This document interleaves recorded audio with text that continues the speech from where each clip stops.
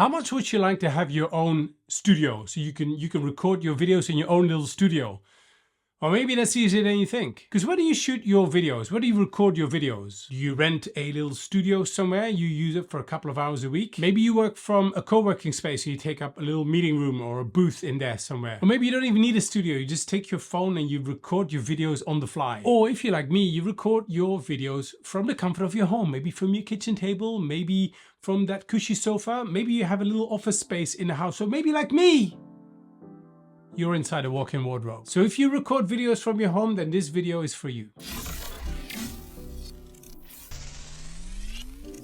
I want to show you how you can turn a fairly small room or a fairly small space. This is about 20 square meters. It's a 5x4. That's what is that, like 200 square feet or something. It's, I'll look it up and then editing I'll put it right here. But did you also know that in this same room, I have at least 4 different studios, at least 4 different backgrounds. So I've got this, I can move this one around. Now we're over here, something that looks like this, turn around even further. Well, now I can show you things on a whiteboard and can show you Venn diagrams and clever graphs, or I can even turn it around, zoom it in a little bit, and right over there, if I'm doing this right, make sure I got myself on there.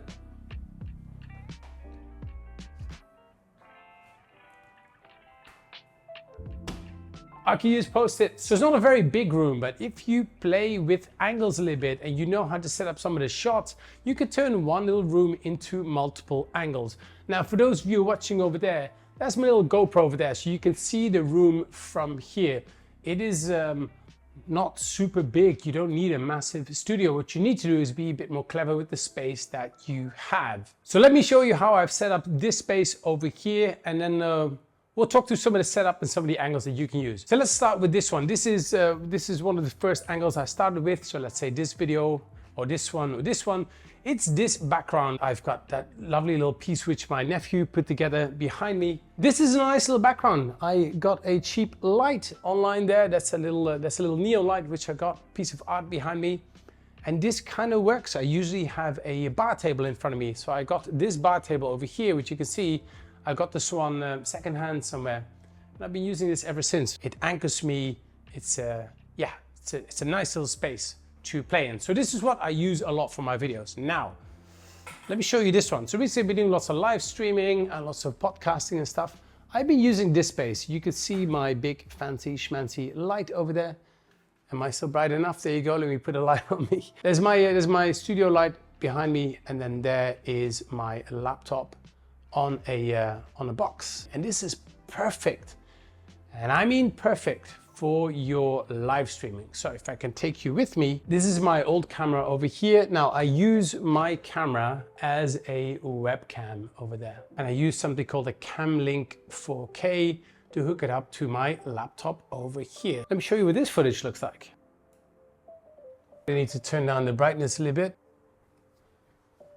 But right now with this light on me, so my microphone is nice and close, I can use that for, let's say, podcasting or say Zoom calls. Perfect. My screen's over here and the camera is just right above my screen. So that way when I'm sitting over here, I don't have to look all the way down to my laptop and back at the lens. I can kind of stay within this range. You can see that the dark background really works with a couple of lights behind me. So let's look at that little background right now. So then here, let's talk about that black background over here. Here we have, I painted this wall the other day. I want to make sure that it's bright enough. I've taken a shelving unit and I've just put a couple of things on there to give some color and give a bit of character to the background. So if in doubt, if you don't know how to get started, the simplest thing you can do is just have a plain background. There's a lot of nice places probably outside which you can use, but if you have something like this, play with it. As you can see, I put lots of little things on there, a couple of simple lamps on here. I put a bunch of props. This is the award that I made myself. 1977, best year ever. And all I've done is I've taken a couple of pretty simple lights like these. They're small, they're like a cassette. I hope you're old enough to know what a cassette is. But I put a couple of these up, I kind of shine them up, and then I can take a light like this, a light like this, and I can do the same thing. You put it behind something and cool, you got a bit of a different vibe going on over there. Now the nice thing about these lights is that if you now use this video, so if I go back over here, as you can see, my face is fairly well lit up, and then you can see kind of these blurry lights behind me. Let me show you this background then. Now the nice thing about this is a second hand. It's hard moving around because I don't have the lights. Now normally I would put my light over here or over there so my face is lit up, but for the sake of this video, let me just show you this. Let's say that you facilitate from home. There's a chance that you are facilitating. Oh, this kind of works. You're facilitating from home. Chances are you want to use some kind of whiteboard. I bought a second-hand whiteboard, and while we're at it, I can show you graphs. Maybe you're doing some kind of formulas, or maybe you're teaching people something. You want to show people whatever's going on. I've got one more for you. So let's move that right now. Let me show you this side over here, because here is a space I like to use as a whiteboard. Maybe you're training, maybe you're running strategy sessions, maybe you're into design sprints, something like that. Again, this is a working session, guys, so I'm kind of playing with everything as I'm doing this, which is not the easiest, but hey, anything for you. So let's say that you want to use a space like this. So I like to use my wardrobe over here. This is a wardrobe. You can open it up. There's clothing in there. Yeah, sometimes my cats are in there as well. You can use this space. You can use post-its. So this is a great space I've used in a couple of videos like this one, or even this one. So now I've showed you a couple of things, a couple of